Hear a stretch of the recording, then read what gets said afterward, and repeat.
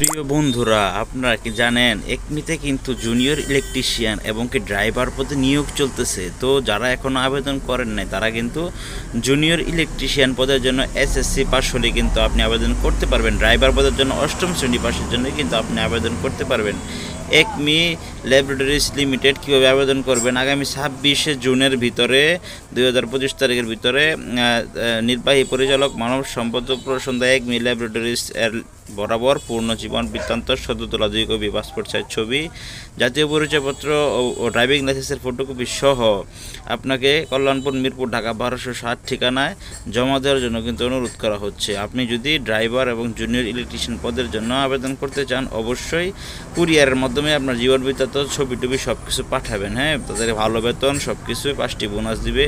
Gratuity provident fund অনেক ভালো একটি কোম্পানি একমি ল্যাবরেটরিজ লিমিটেড।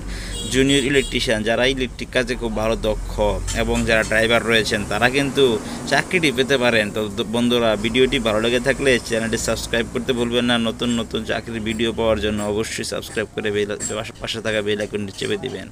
ভালো থাকেন সকলেই। আসসালামু আলাইকুম।